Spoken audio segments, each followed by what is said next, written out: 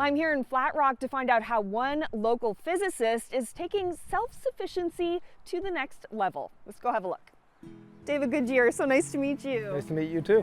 Well, this is your homestead and you're going to show us around. Where should we start? I think the best place to start is right over here at the greenhouse. Excellent. What makes it so special? So you'll notice that compared to a conventional greenhouse, there's only, I guess, glazings or glass on one side.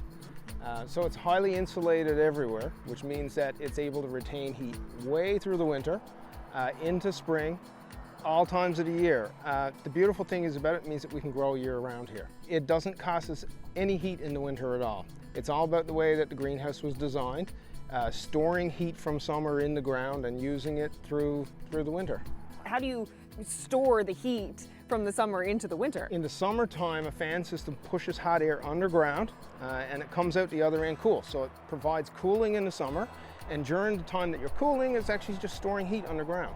So it raises that ground temperature up and you're able to store enough heat to just weather through that cold winter. So how much does it cost to build something like this though?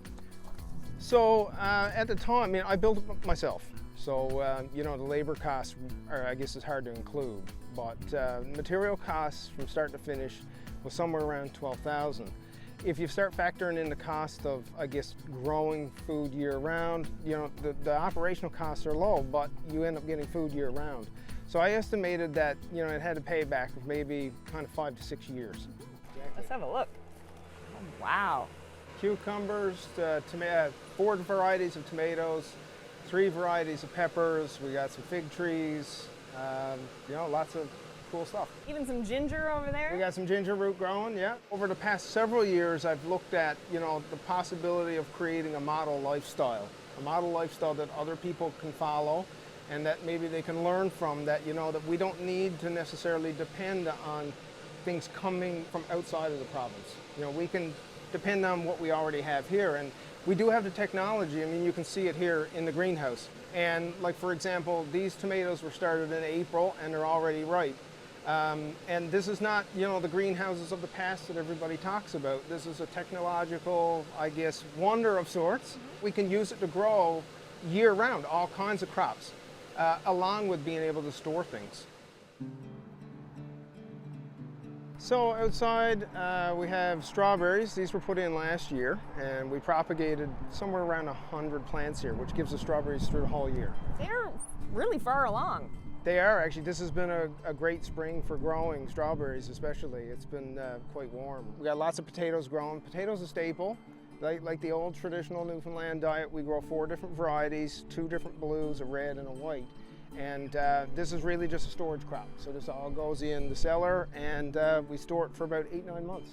And you have beans and stuff down there? One of the goals we set last year was to try to be self-sufficient in peas and beans for the year. So this is all potatoes also, so we eat a lot of potatoes. We produce about 500 pounds a year here and down below. 500 pounds. 500 pounds, but you know, you need it if you want to have Jig's dinner. Security and lots of jig dinner. And you'd be surprised, I mean, you can do lots of things with potatoes, right? Under this row cover here, there's a celeriac with celery root, which is not something that's traditionally grown, but it has a flavor of celery, but stores really, really well in the cellar. So there's a lot of garlic here, 700 onions grown in the garden. Having variety, so we got a red, a white, a pickler, a leeks, shallots, we got it all. And you'll notice, of course, that everything in the garden has protective covering. And the protective covering is really about extending season, so you can actually extend into the spring, you can actually extend into the fall, and it also helps protect from pests. So a lot of this you'll take out and then you'll put in your root cellar. They all get pulled late November. So it's about leaving it in the ground as long as you can so it's still alive, then basically storing it for 6 to 8 months in the cellar. Can we see your root cellar? Yeah, we can go have a look right now if you want. Chilly. Yeah, it's about maybe 7 degrees in here now. Well, it's like 20, probably 22, 23 outside. The beautiful thing is about it that it'll stay pretty cool all year. In the summer, the temperature does go up a bit, which makes it hard to store things. But really, you're looking at keeping things from freezing through the winter. It's only 7 by 7, but you know, we're able to store like hundreds and hundreds and hundreds of pounds of food in here. They were a technology that was tried and true for such a long period of time. Like, you question why it is that we're not using passive storage methods like this when they work like really, really well. And they don't depend on the grid. So you also live in a passive house. Can you explain the features of your home? So a passive house is quite different than a normal home. Normal homes tend to be insulated to R20, which means that the walls are fairly thin. That's one of the defining features of a passive house. Super insulated, so the walls are like this thick, so it tends to help retain heat. The windows are what they call triple glazed rather than a double glaze, so they tend to hold in heat better, but they also, I guess, capture more of the sun's rays. The house is kind of arranged so that we end up passively gaining heat from the sun. So in the winter, when the sun is low in the sky, on the back of the house, the windows are all large. So that captures a lot of the sun, holds in the heat. And on the north side, you'll see that the windows are a lot smaller, because although we might want to see out at the north, really we lose a lot of energy through there if the windows were big. So it makes Same as your greenhouse. It's the same as a greenhouse, exactly. So once again, passive design principles, right?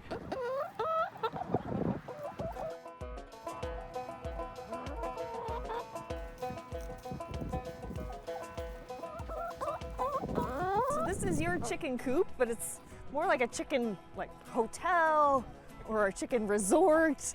It's really, really big. My neighbor calls it the Hen Hilton. For obvious reasons, I think. So yeah, the chicken coop, you know, is a great step in food security. You know, you have, chickens that are going to lay every day. How many eggs do you get? We get about 10 to 11 a day, which is pretty good, right? There is this thing called chicken math. So chicken math goes that, you get 10 chickens, but then all of a sudden you want 10 more, and then you want 10 more. Well, you have a great thing going here, David. Thank you so much for showing us around. I just want to say, I guess, at the end that, there's a lot of work, but the work is worth every bit of it. I wouldn't change anything for the world. And I do try my best to kind of, provide information and stuff to people. So if people want to follow along, they can go to Facebook and they can have a look at the homestead of Flatrock. And we got all kinds of stuff we're posting, everything you've seen in the garden plus more. And hopefully, we can inspire people to do some of the same.